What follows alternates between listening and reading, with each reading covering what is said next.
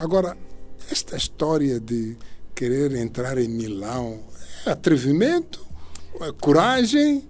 O que é? Milão é um bom para quem está a ver este podcast e principalmente para quem atua na mesma área que eu ou em outras áreas parecidas. Posso dizer que Milão foi um dos maiores aprendizados que eu tive.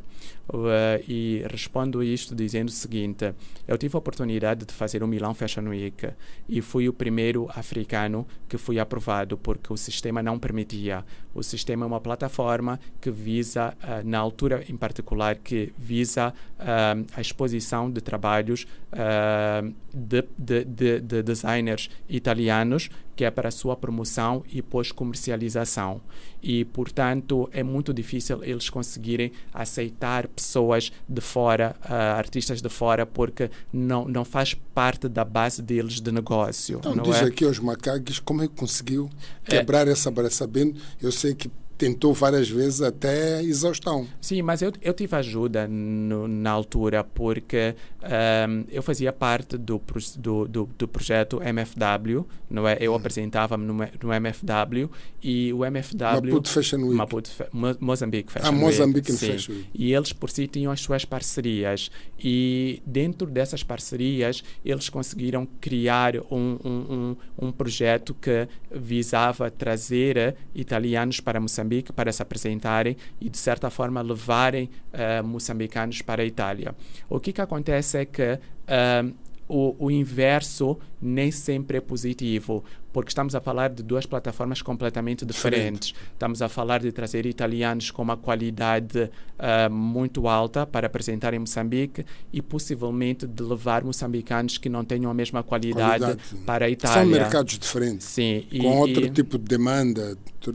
E dentro disto colocaram-me este convite, mas entretanto ele foi recusado 3 ou 4 vezes porque eu não conseguia atingir o stand de qualidade que a Câmara de Moda italiana pedia, então, para o Taíbe poder... enviava as peças e eram chumbadas. E não desistiu. Por quê?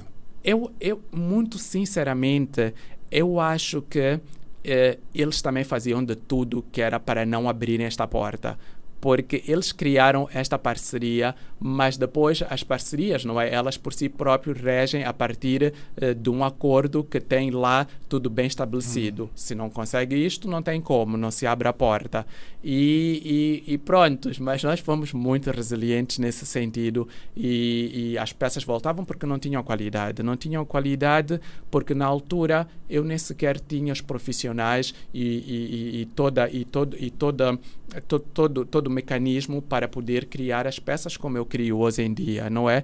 E fora que eu era um amador, podemos assim dizer. Sim. Eu era um estilista moçambicano que não tinha recursos, que estava num lugar onde ninguém podia me ajudar porque ninguém acreditava nisso, ninguém acreditava em moda. Falar de moda naquela altura era falar de algo banal, era falar de algo em que os pais não queriam ver os seus filhos irem por essa área, porque os pais priorizavam outras áreas que eram áreas que acreditavam, não é? Foi assim comigo dentro de casa, foram muitas lutas com meu pai para ele poder entender que eu queria trabalhar com moda, ele queria que eu fizesse outras coisas.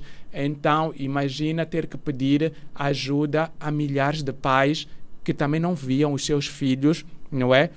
Não viam esta possibilidade para os seus filhos. A liberdade da pessoa realizar os seus sonhos, não ser induzido a algo que não vai de encontro com aquilo que é o seu propósito de vida. E eu acho que abrindo eles as portas para mim, no sentido de me ajudarem, era praticamente tirarem uma fotografia que talvez fosse ser uma fotografia que fosse ser usada dentro da casa.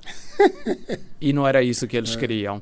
Então, dentro disso, tinha que ser mesmo eu e a minha mãe, que acreditava muito nos meus sonhos, a lutarmos. Então, nós estudávamos Mas e éramos... ainda estou ansioso em saber... Foi chumbada a tua roupa? Foi chumbada. Foi uma, duas, até conseguiu. Quero perceber os macacos que estão ansiosos em saber como é que então o Taíbe quebrou essa barreira e conseguiu entrar no mundo da moda mundial. Porque eu queria muito, porque eu acreditava muito e porque ninguém podia dizer não. Quais são as variáveis que levou com que os italianos dissessem desta vez sim? porque eu tinha consciência porque eu acatava com os e-mails que eles mandavam.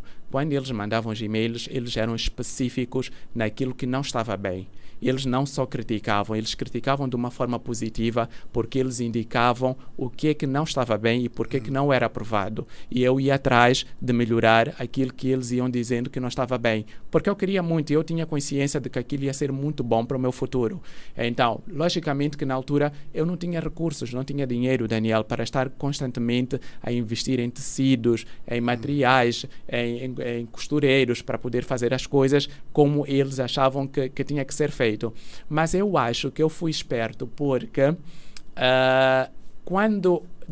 após, acho que a segunda ou a terceira vez de ter sido recusado, eu percebi que eu podia apelar por algo que fosse inovador e que talvez não tivesse nada a ver com qualidade, mas que fosse gritar muito criatividade. E eu apelei por uma coleção que fosse algo que não existia na altura na Itália, que fosse ser algo que fosse criar neles uma vontade muito grande de ver mais.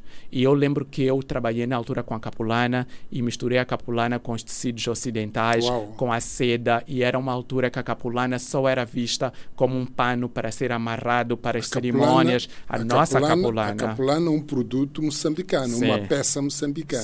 Sim, mas naquela altura muito pouco se fazia roupa com capulana, principalmente para jovens. A capulana era visto como um pano para ser amarrado, não é? Para as cerimônias e companhia. E então eu decidi apelar para algo que eu achava que pudesse ser inovador. E foi assim que eu criei a coleção que foi aprovada e que finalmente me levou a Milão. Mas por que eu digo que Milão foi um exemplo muito grande?